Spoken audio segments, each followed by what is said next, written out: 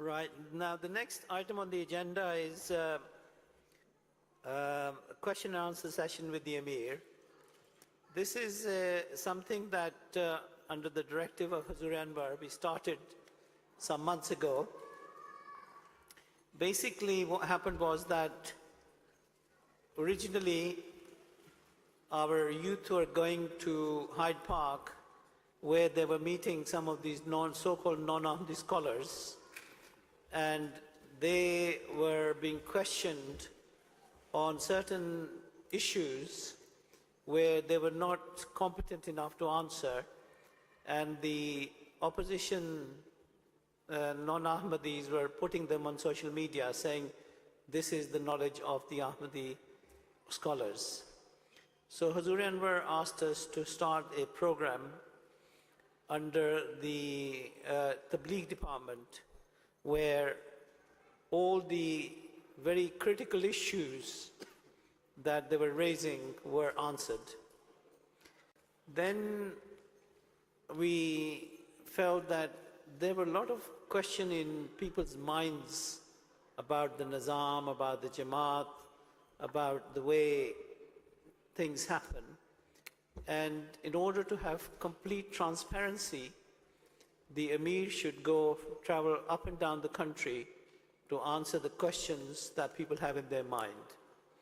And I took with me certain scholars, because the question came up related to fiqh and other issues. So we have been traveling up and down the country. Some of you may have attended one or two of these question and answer sessions. And today, your Sadar, Tommy Carlo Sahib, asked me if we could spend a little bit of time answering questions from membership here today. So I believe that there are already some questions that were asked earlier, and I would now request Dr. Ijazur Rahman Sahib, Naib Amir Sahib, to please come and ask the questions. Jazakallah Amir Sahib. Assalamu alaikum wa rahmatullahi wa barakatuhu. Wa alaikum assalam. I'm pleased, Amir Sahib, these questions mostly relate to simple matters which I think they want your advice on. The first question that I will start with is the long-standing issue of Jamaat meetings being held in Urdu. So they mention that in a mulaqat with Hazur Aqda Sayyidullah Ta'ala bin Aziz, respected Amir Sahib assured us we won't have issues with Jamaat meetings being conducted in Urdu. There seems to be a significant improvement, but we still get some Jamaats doing it. What advice does Amir Sahib give to PAAMA members who do not attend Jamaat function when faced with such situations? Jazakallah. It's a very important question. And I think, there are now, by the grace of Allah, we have a very diverse Jamaat. It's not only people from Pakistan, but we have a lot of Arabs, we have now a lot of the English New Ahmadis, Africans, and people from different backgrounds, Russians, Ukrainians. We have, by the grace of Allah, so many different Ahmadis now who are joining in large numbers, even in this country. And Hazur's directive is that meetings at the local Jamaat level should be held in English, but translation should be provided for those people who may not understand English.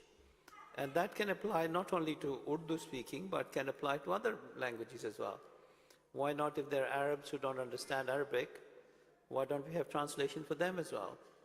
So the whole idea is that everyone who attends the meetings should be able to understand what has been discussed in that meeting.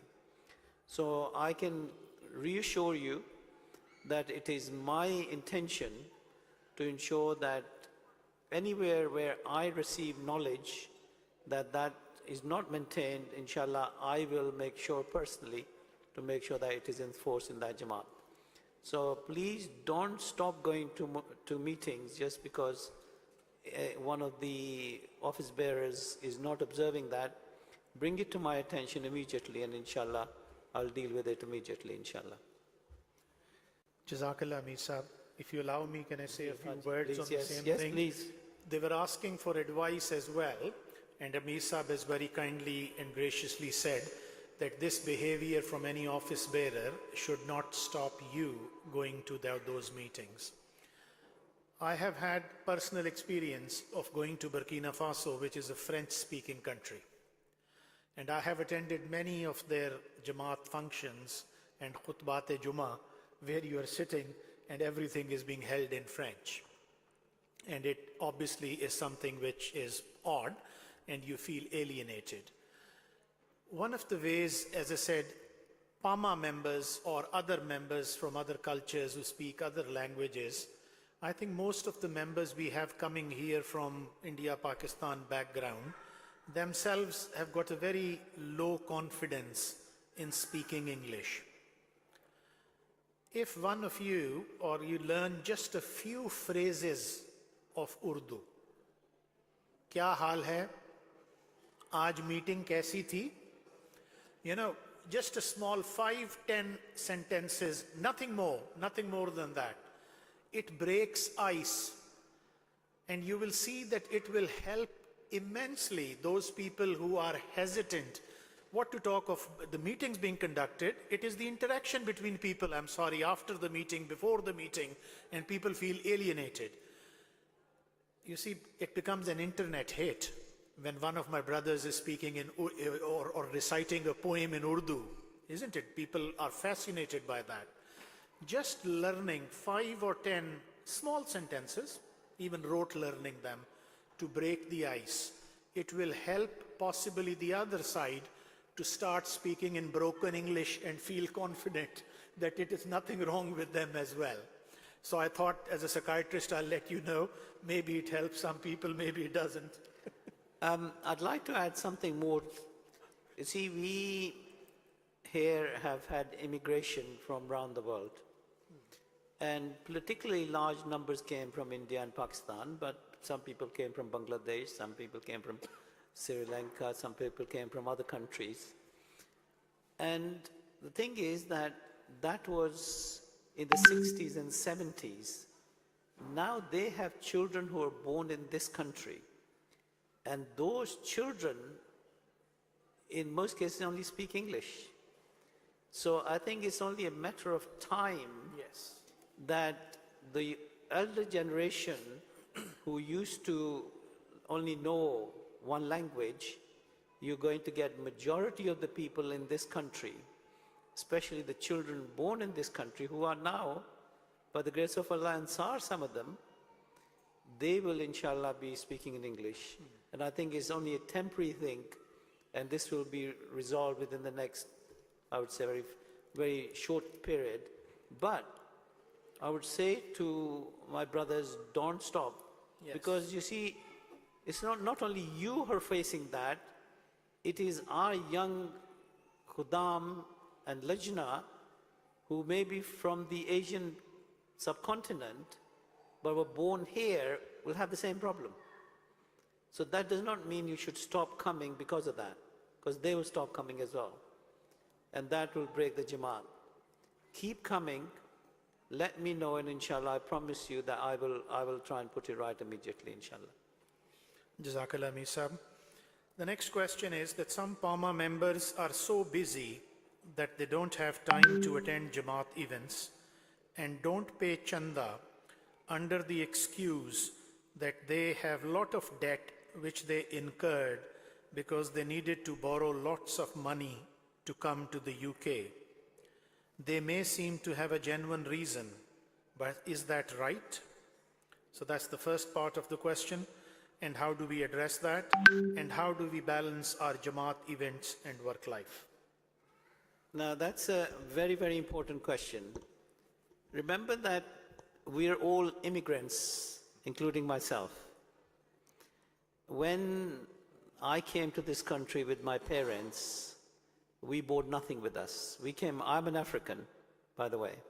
For those who don't know, I was born in Kenya, and I'm very proud to be an African and a Kenyan African. And I have always declared wherever attended Pan Am functions, that I am part of Africa. I'm very proud of it. Now, when we came to this country in the 1960s, we did not have anything, we didn't bring anything with us. The argument that's been presented that we both came here with debt and everything, a lot of us came in the similar circumstances. And in fact, I can tell you from my personal example that we were at that stage so poor that I used to do a paper round in the morning. I used to get up 5 o'clock in the morning to do a paper round. And I also used to work in a grocery shop on Saturdays, and I used to get £1.50 for my full day's work. And for 75p, I used to bring groceries for home, and the rest 75p was my pocket money for the rest of the week. Now, I was a very good hockey player, and I was selected for London schoolboys, but they played hockey on Saturdays. And when I was called to go and play hockey, I didn't go because I couldn't give up my Saturday job. And my teacher was so upset with me. He said, "You've been, selected for London schoolboys, and you can't be bothered to turn up." I couldn't tell him that I could not afford to miss my Saturday job, to go and play hockey. So people who think that they are special and they have special circumstances, no, we have all been through the same cycle. And we never left. One of the things my father did, he said that he wanted us to stay close to the Jamaat. So he bought a house close to Masjid Fazl, although the rest of our family went and lived in other parts of the UK. But he said, "No, I want my children to grow up in the mosque." And from the very early age, any time that was left, we used to spend in the mosque. And even in Kenya, when we were young, we lived about half an hour away from our mosque in Nairobi, where we lived. And 7 days a week, my father used to take us for Maghrib and Isha prayers 7 days a week. And the thing was that we were half an hour away, so we had to walk with him. And we used to really enjoy walking with him because he used to tell us stories about Nabis, about Khulafas. He used to sometimes make up stories to teach us something. And we used to love his stories, so we used to love walking with him. And then on the way back, we would hear the second half of the story. But when we were there in the mosque, between Maghrib and Isha prayers, one of the parents would seat us all down, and they would tell us other things. So that 7 days a week that we spent in the mosque during that period, by the grace of Allah, bonded us so strongly with the mosque that today we can never dream of not being in the mosque. So I would say to the parents here, bond your children with the mosque. Those of you who have done so, by the grace of Allah, you can see their children are growing up to be very healthy, open-minded individuals. And Jamaat is the best forum. Where else can you see children being trained to do speeches, to do competitions? No other Muslim organizations offer this type of venue. We are being trained. Even when you go to do jobs, if you learn how to present in front of public, that will be a great asset when you go and sit in front of your business colleagues and you're able with confidence to present. So it is very, very important that coming to the mosque gives you that ability to learn to gain in confidence. Then, we have jalsas here. At jalsas, by the grace of Allah, I see a lot of our children coming to these jalsas. And my father used to say to me when we were young, that you may not understand everything that Imam Sahib is saying, but you will be able to get something from what he said. And I now test my grandchildren when they come to these jalsas. I test them to find out what did I say. Normally, if I talk about computers, they always remember that, right? They are very interested when I start talking about computers. But alhamdulillah, it is very important that we should bring our children to all these jalsas. They will learn a lot of things.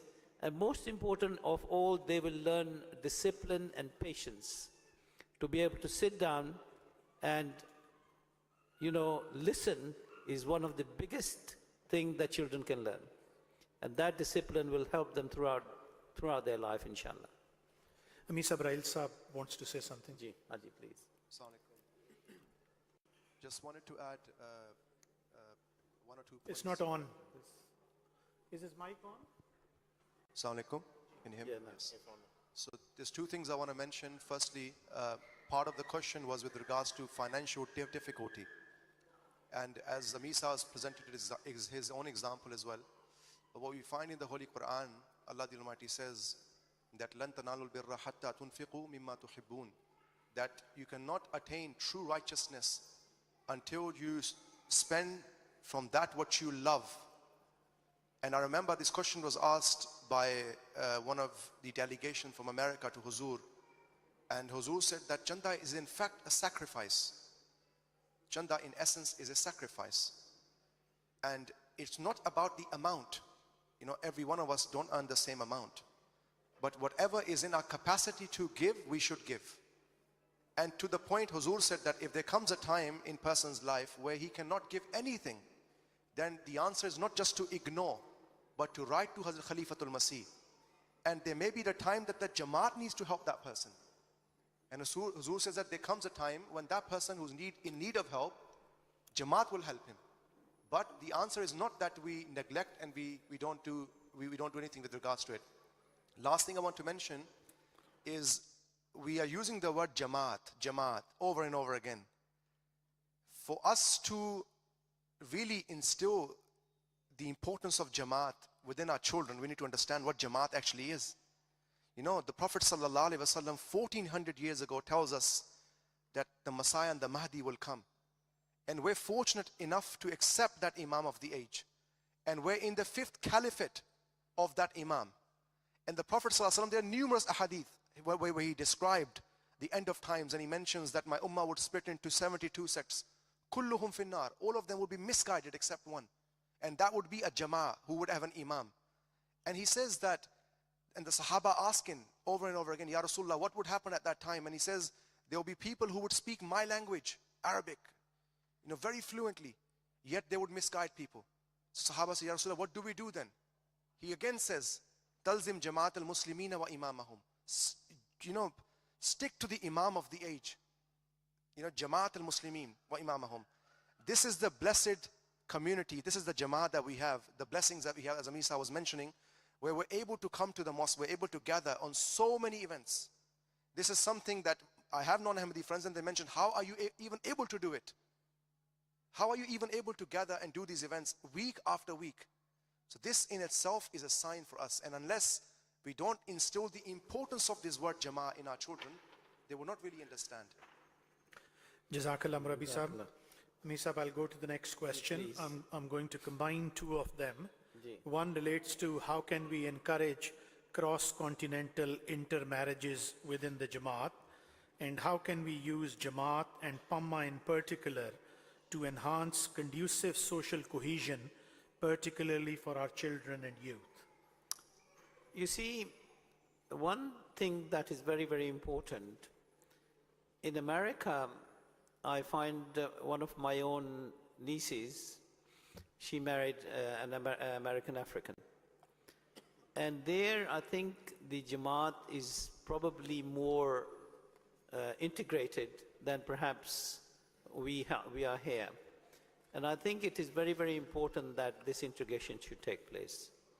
I have always said when we have marriages, I remember that when I was a young man, we used to have Hadatullah Banu Sahib. One of the Banus is here, I know. And Adatullah Banu Sahib always used to come whenever we had Bakariamals and everything. He would come, he would always be the first one to come, and he would always be the first one to be called to come. And, one day he said to me, he said, whenever people need Bakariamal, they always remember Bannu. But whenever there's a social event or a marriage, nobody remembers Bannu, right? And this is why I have always said, when we have weddings, I've said that there should be an integration. When we have weddings, we should invite people from different backgrounds. We have people from Africa, we have people from Middle East, we have people from Far East. We should bring a collection of all of them. But also remember that you also have to make an attempt. Those people like Tommy or Shafiq, they are very, very, very integrated into the Jamaat now by the grace of Allah. He's also a Sadr of his Jamaat. There are a number of now, by the grace of Allah, a number of people I can name now who are Sadrs of Jamaat, where there is no other African person in there, but they're still president of those Jamaats. So the thing is that the responsibility also lies with us to make sure that we go and be part of that. We should become active members of that Jamaat, and then slowly and slowly, when you become active, you'll see. Now you remember, what's his name, our Sadr in America? Sorry, Adiba Sahib. Deba Sahib, yeah.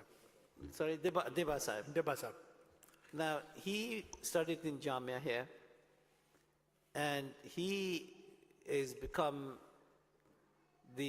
going from here, he's become the Sadr in USA. And he's a leading light there, representing Africa, in my country, right? So I want more people to come forward and be Adibas of this world. Be leaders. You have the ability to come and show leadership. And by the grace of Allah, now we have a number of young men who are Sadrs of Jamaats, who by the grace of Allah, I'm always so pleased that they're leading those Jamaats and they're showing leadership. And that's what I'd like to see from everyone. Come forward, give time. It needs commitment. You can't say that, I'll give a couple of hours here or there. It needs a lot of commitment. As I said, I grew up in the mosque from a very early age. All my life was spent in the mosque. Academically, I became a chartered accountant, no problem, in spite of being in the mosque. And alhamdulillah, I've been able to, work-wise, I've been able to do very well as well. But it is the blessing of mosque. Those of you who know me, since Khilafat came to this country, you know that I have been active within the Jamaat in different posts, but it has not impacted upon me being able to earn my income either. So the two can be done together. And as I mentioned, when I came here, we had nothing. So don't feel that because you got nothing, you can't do it. You can do it. Allah is the one who gives the risk. Allah is the one who provides. So have strong belief in Allah. And once you have that strong belief in Allah, and as Rabbi Sahib said, that you have to give something of what Allah provides you. Because if you just feel that everything is yours and you're not giving anything back, then Allah does not bless. So for you to be able to give chanda and to give to charity is very key to your progress in terms of financial well-being as well in this country as well. Jazakallah, Amir Sahib. Rahil Sahib, you wanted to say something? Just, Misa, with your permission, I think one of the things, because I've been blessed to work in the history department under Amir Sahib, and the question was with regards to, we all belong to different nations and tribes. Allah says, "Li ta'arafu." The only reason Allah has made us so that we can know one another. He says, "Inna akramakum indallahi atqakum," that the best among you is the most righteous. This is directly in the Holy Quran. So for me, I know that my identity in terms of just introduction, is a Pakistani or South Asian. Whereas Hazrat Umar radiallahu anhu says that we were the worst of people and Allah the Almighty gave us honor through Islam. Islam is our honor. Ahmadiyyat is our badge that we should wear with the most proud. When we have this conviction in ourselves, then a lot of these problems would go out of the window and we would not have these issues. Second point is we need to know our tariq, we need to know our history, especially those early members of African diaspora within America when Mufti Muhammad Sadiq Sahib went there, and others who were involved there from Nigeria and Ghana. They were the first lawyer I know from the Ahmadiyya Jamaat in 1920s came and he studied here and he became the first lawyer in the UK Jamaat. He stayed at a mission house and became very successful and went back to establish the Jamaat. So this history is very important. We should all know, because unless we don't know where we came from, we don't know where we're going. So it's also something very, very important for us. Jazakallah, Rabbi Sahib. And I think the question also related to the youth and how we can integrate them. I think the problem being mentioned of intercultural marriages is genuine. But I believe that change is not going to happen in my generation. It is going to happen in these youngsters sitting in front of me. So the more they get integrated into the Jamaat, and in the future, I'm sure things will continue to change. It takes time to change fixed mindsets. And unfortunately, people like, my age come from a fixed mindset kind of stuff. So these youngsters, getting them involved in the Jamaat, getting them into the multicultural thing, which they are in their schools here. So nobody feels odd in that sense. At least majority won't, because there is one question relating to racism as well downstairs. So I'll come to that in a minute. See, I'd like to add one more point. You have a best example sitting right next to you of integration, yes?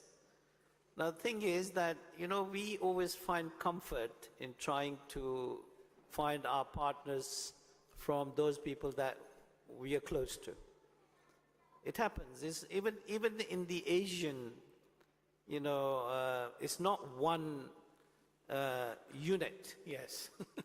There are lots of different units within that diaspora. So what happens is that people will look at people who are hamkuf, as Professor has said. Hamkuf is where you find that you match with each other, right? And that is where you find comfort, and that's where it becomes easier for marriages to be successful. But these youngsters who are growing up, they now are mixing together in a different way from us who came from Africa or Asia or everything else. They are the real mix, and they're the ones who will bring us hope in integration fully, inshallah. And you will see that very soon, inshallah, we'll start seeing more intermarriages taking place. Like I said, Tommy is a great example here, and we can follow that, alhamdulillah. Jazakallah, Amir Sahib. Next is a more administrative question, Amir Sahib. What is the best way of applying to do a school work experience, normally done in GCSEs or A-levels, within Jamaat institutions?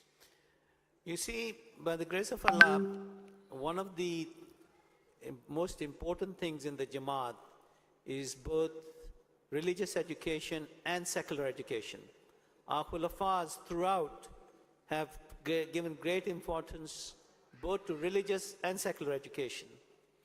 And you know that at Jalsa Salana, we award the special prizes to those people who have attained high standard in the academic world.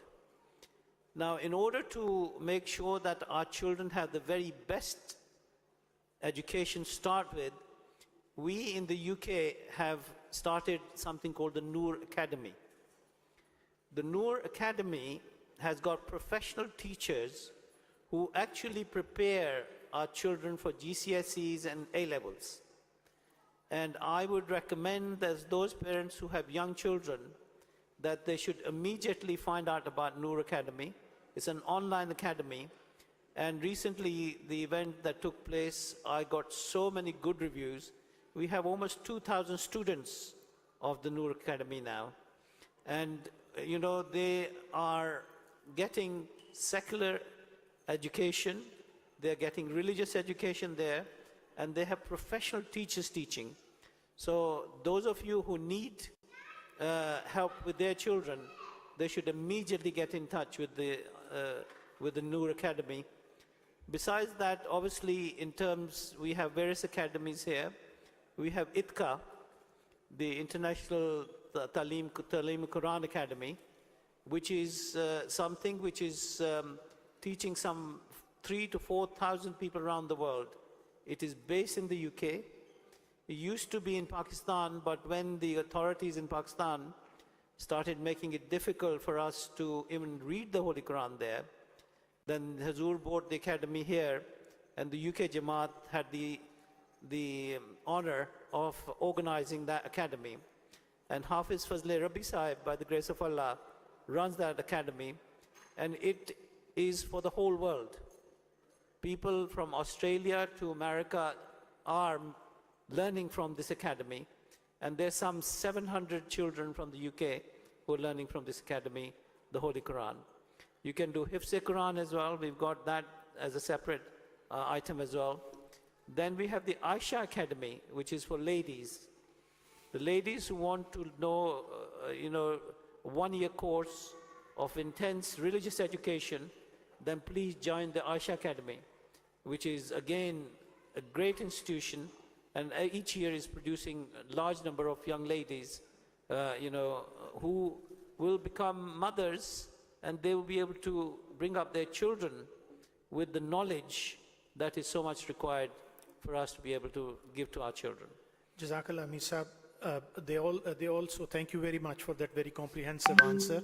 They also wanted to ask about the work experience, which normally GCSE students come for a week, like to work in an office environment and stuff and get a certificate. A-level can do for a couple of weeks, I think. So is it a possibility somebody to come and work in Tabligh office, your office, or any other office to get that work experience? 100%. Those of you who want some work experience, they should contact my office, and inshallah we will find you one of the offices where you can come and get work experience, and we'll give you the appropriate certificate. But besides that, Sanat Tijarat department can also find you placements in outside companies as well. So if those of you who do want some work experience, please come.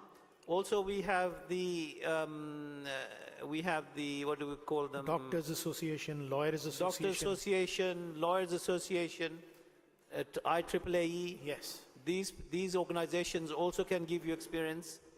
Then we also have the here, what do you call them?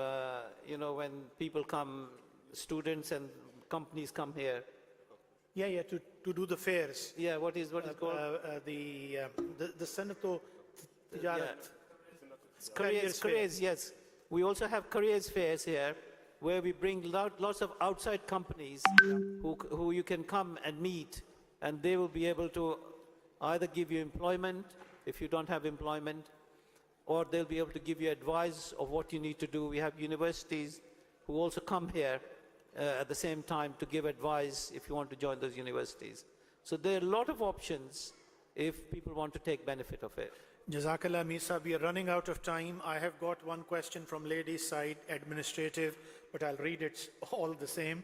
The Sadr Sahib al-Lajna has said that Peckham is the oldest Jamaat, 40 years old. What about Peckham Mosque? Can I ask her, what about Peckham Mosque?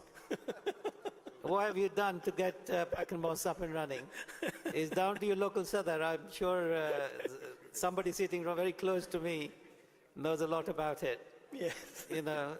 I would love to have a mosque in Peckham. It's the oldest Jamaat. I think we've tried a couple of times, but haven't quite succeeded. But you have to take the initiative locally. I will give you every support. Take the initiative. Okay? Jazakallah, Amir Sahib. We're running out of time, so if you allow me, I can read some questions which you may please, yeah. add into your closing speech, which you can cover in your closing all right. speech, which is, what is your vision for PAAMA over next 5 to 10 years? And as Amir UK, what do you personally consider the biggest strength and biggest challenge for PAAMA? And what are Amir Saab's recollections of growing up in Africa? Jazakallah, Amir Saab. Jazakallah. Jazakallah.